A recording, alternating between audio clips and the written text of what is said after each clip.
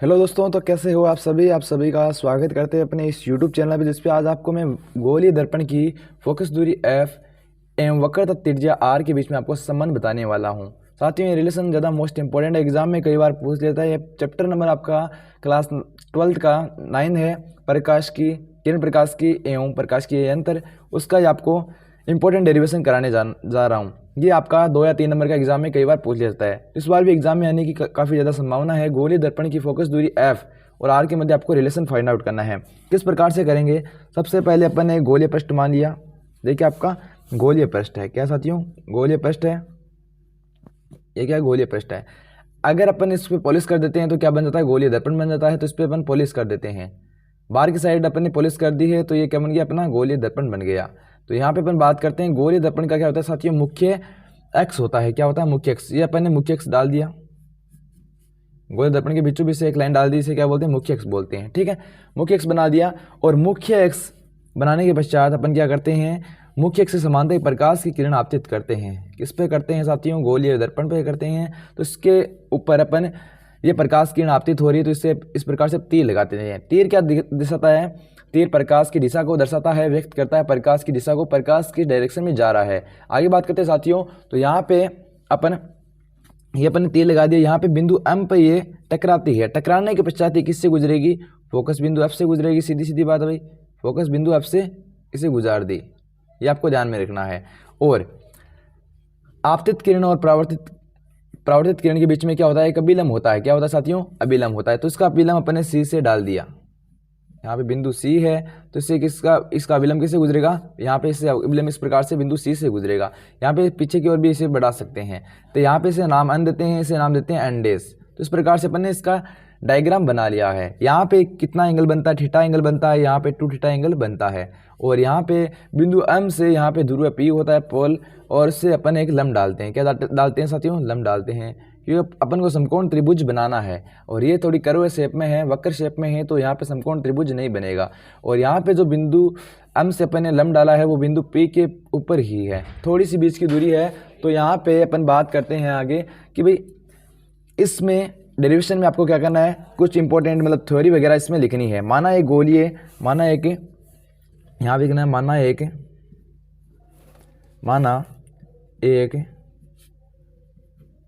गोलीय दर्पण है। क्या साथियों? दर्पण है जिसकी मुख्य एक्स के समांतर, मुख्य एक्स के समांतर आपतित होने वाली प्रकाश की किरण टकराने के पश्चात मुख्य के समांतर बिंदु एम से आपतित होने वाली प्रकाश की किरण बिंदु एम पर मिलती है, बिंदु एम से टकराती है, या फिर टकराने के पश्चात फोकस बिंदु एफ से गुजरती है। फोकस बिंदु एफ से गुजरती है। और ये लिख सकते हैं जिसका अभिलंब बिंदु सी से गुजरता है, बिंदु सी से गुजरता है, तथा बिंदु एम से अपन ने क्या डाला? लंब डाला। बिंदु एम से मुख्य एक्स पर एक लंब डाला, मुख्य एक्स पर लंब डाला। तो इस प्रकार से अपन को थोड़ी बहुत इसके बारे में थोड़ी थ्योरी लिख देनी है, ताकि आपको भी समझने में आसानी हो और जो कॉपी चेक करता है एग्जामिनर उसको भी समझने में आसानी हो कि आपने क्या चीज़ लिखी है और क्या समझाया है। ये गोलीय दर्पण है, इसकी मुख्य एक्स से समांतर। ये क्या होता है साथियों? मुख्य एक्स होता है। आपको बता दूं ये क्या होता है? मुख्य एक्स होता है। मुख्य एक्स आपको परिभाषा भी बता देता हूँ। मुख्य एक्स की ध्रुव है, फोकस बिंदु वक्रता केंद्र को मिलाने वाली सीधी काल्पनिक रेखा को क्या कहते हैं, मुख्य अक्ष कहते हैं। यहाँ पे बात करते हैं गोलीय दर्पण है, मुख्य अक्ष के समांतर कोई भी प्रकाश किरण आपतित होती है, टकराने के पश्चात फोकस बिंदु F से गुजरती है जिसका अभिलंब बिंदु C से गुजरता है। यह आपतित प्रकाश किरण बिंदु M पे टकराती है जिसका अभिलंब C से गुजर जाता है। इस प्रकार से आपको थ्योरी लिख देनी है। यहाँ पे बात करें आप चित्र में थोड़ा गौर से देखोगे तो यहाँ पे अपन एक ट्रायंगल लेते हैं, त्रिभुज MCP, ये बड़े वाला त्रिभुज MCP। यहाँ पे समकोण त्रिभुज बन रहा है MCP में। तो यहाँ पे त्रिभुज MCP में लेते हैं तो यहाँ पे एंगल कितना है, थीटा है। तो अपन टेन थीटा का फॉर्मूला अप्लाई कर देंगे। टेन थीटा का फॉर्मूला क्या होता है साथियों, टेन थीटा होता है लंब बटा आधार। तो यहाँ पे लंब कितना है, लंब बटा आधार लगा दिया। लंब कितना है साथियों, MP है। कितना है, MP है। और आधार कितना है आपका, आधार इस त्रिभुज में बड़े वाले में CP है। कितना है साथियों, CP है। और यहाँ पे टेन थीटा अति अलप होने के कारण, अति अलप होने पर यहाँ पे जो एंगल बनता है वो बहुत ही छोटा बनता है ना। तो दर्पण पे जो भी एंगल बनते हैं बहुत ही छोटे बनते हैं, इसलिए अपन क्या करेंगे, टेन थीटा लमसम बराबर हो जाएगा आपका थीटा के बराबर। क्योंकि टेन थीटा अपने क्या हटा देंगे, टेन हटा देंगे, टेन अपने हटा देंगे। तो यहाँ पे क्या लिख देंगे, थीटा लिख देंगे। तो यहाँ पे थीटा क्या हो गया, MP बटा CP हो गया, MP बटा CP। मतलब कि सीधी सीधी बात है कि यहाँ पे टेन थीटा बराबर MP बटा CP है। अपन थीटा हटा दिया, यहाँ पे टेन हटा दिया तो क्या बच गया, MP बटा CP। यहाँ पे से इक्वेशन नंबर 1 दे देंगे, समीकरण नंबर 1। फिर यहाँ पे त्रिभुज ले लिया अपन ने, फिर अपन छोटा वाले लेंगे MFP में, त्रिभुज MFP में, त्रिभुज MFP में। इस प्रकार से अपन ट्रायंगल लेंगे त्रिभुज MFP में। तो त्रिभुज MFP में क्या करेंगे, टेन टू थीटा का फॉर्मूला अप्लाई कर देंगे। यहाँ पे एंगल कितना बनता है, 2 थीटा बन रहा है। तो यहाँ पे क्या लिख देंगे, टेन 2 थीटा बराबर क्या होगा, लंब बटे आधार हो जाएगा, लंब बटा आधार। यहाँ पे लंब कितना है साथियों, लंब आपका यहाँ पे कितना है, लंब आपका MP है। दोनों में MP रहेगा लंब, तो लंब क्या हो गया, MP हो गया। लंब क्या होता है आपको बता दूं कि भाई जो भी आपका कोई भी आपका मतलब यहाँ पे क्या है, समकोण त्रिभुज है,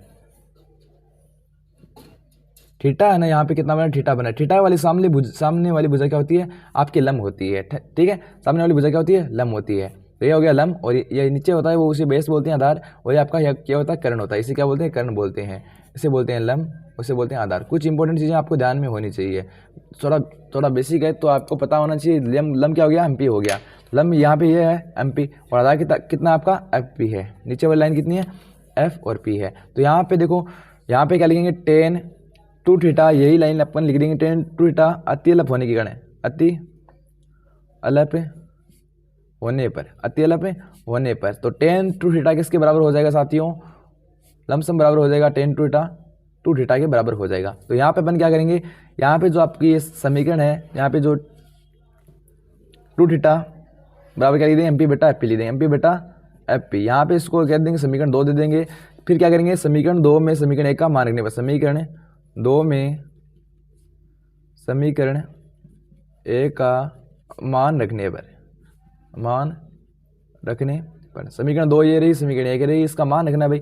2 का 2 लिख दिया, इनटू लिख देंगे। थीटा का मान कितना, MP बटा CP है, MP बटा CP लिख दिया। बराबर का निशान बराबर लगा देंगे, MP बटा FP का MP बटा FP लिख देंगे। MP से MP कैंसिल आउट हो जाएगा, और फिर यहाँ पे देखो FP यहाँ पे डिवाइड में हो जाए तो मल्टीप्लाई में हो जाएगा। तो यहाँ पे लिख देंगे FP बराबर, यहाँ पे CP नीचे है तो वहाँ पे जाएगा, ऊपर होगा CP लिख देंगे। यहाँ पे 2 भी ऊपर है तो यहाँ पे जाएगा तो नीचे आ जाएगा। इस प्रकार से आपको करना है, सीधा क्रिस्ट क्रॉस गुणा करना आपको। तो यहाँ पे देखो चिन्ह परिपाटी का यूज करेंगे, चिन्ह परिपाटी का क्या होती है साथियों, ये दूरी मापने के लिए होती है। आपतित प्रकाश की यहाँ इस दिशा में आ रहा है आपतित प्रकाश, इसके विपरीत अपन दूरियां मापेंगे। बिंदु F से बिंदु P से लेके, और बिंदु F की मध्य की दूरी क्या होगी, फोकस दूरी क्या होगी, F होगी। और यहाँ पे C से बिंदु P से लेके C की दूरी क्या होगी, R होगी। लेकिन ये दूरियां सारी क्या होगी, माइनस में होगी, क्योंकि ग्राफ में भी इस साइड की दूरी क्या होती है, माइनस होती है, और ये भी दूरी क्या होगी, माइनस होगी, चिन्ह परिपाटी के अकॉर्डिंग। तो यहाँ पे क्या होगा, जो FP दूरी है वो कितनी होगी आपकी, माइनस का F होगी, और CP कितनी होगी साथियों, CP आपकी होगी माइनस का R। तो यहाँ पे अपन इसको अप्लाई कर देते हैं। यहाँ पे FP कितना है, माइनस का F है, और CP कितना है, माइनस का R है। बट्टे में कितना आपका 2 है, माइनस से माइनस कैंसिल आउट हो जाएगा।